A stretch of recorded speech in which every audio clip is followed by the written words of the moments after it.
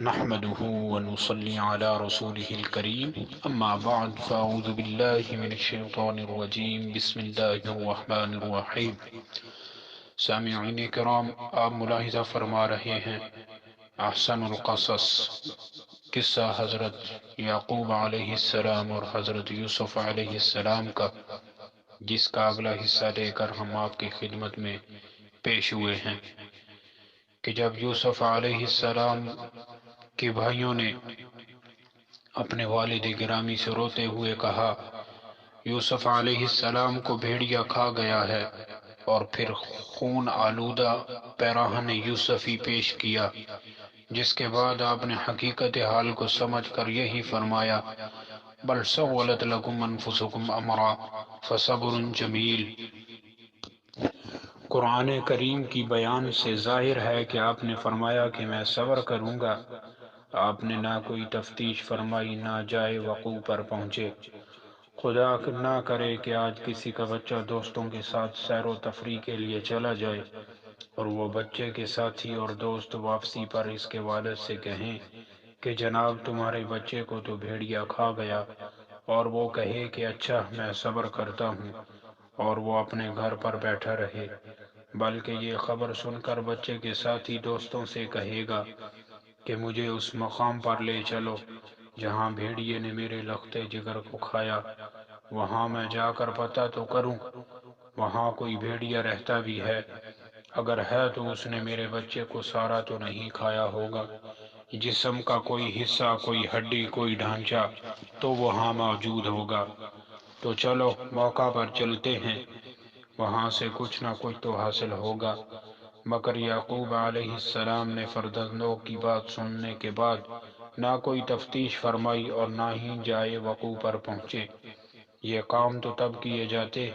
اگر آپ کو علم نہ ہوتا۔ آپ جانتے تھے کہ میرا یوسف زندہ ہے،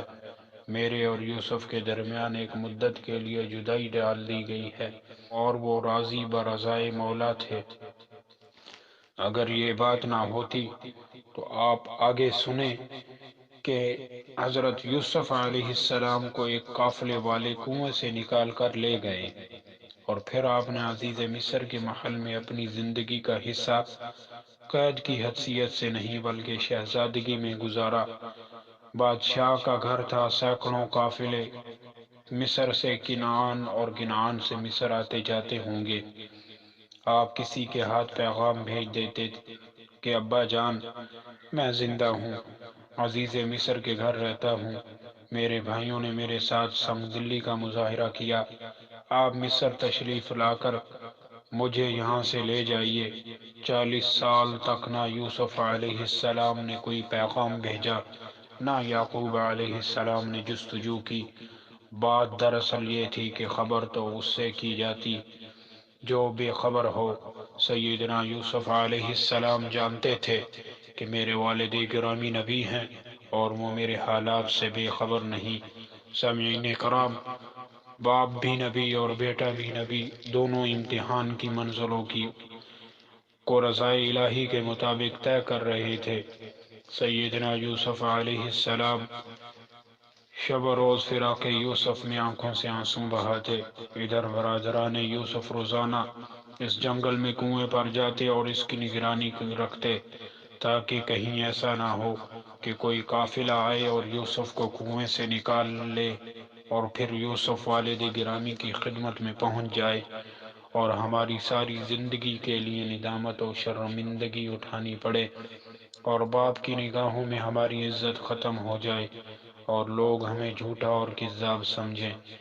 اس لیے وہ کنویں کی نگرانی کرتے۔ حضرت یوسف علیہ السلام کو کنویں میں جب 3 دن گزر گئے، اللہ تبارک و تعالی کی بارگاہ میں کنویں میں ملتجی ہوئے، اے اللہ مجھے یہاں سے رہائی مرحمت فرما، تو حکم باری تعالی ہوا جس کی ترجمانی شاعروں نے یوں کی ہے کہ غم نہ کر یوسف، نہ ڈر گھبرا نہیں، ساتھ تیرے ہے الہ العالمین، تجھ پہ یوسف اب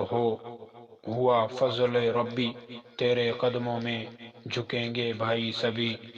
صبر تھوڑا سا ہی ابھی درکار ہے، تو ہی تو پھر مصر کی سرکار ہے، وما علیہ الا البلاغ المبین۔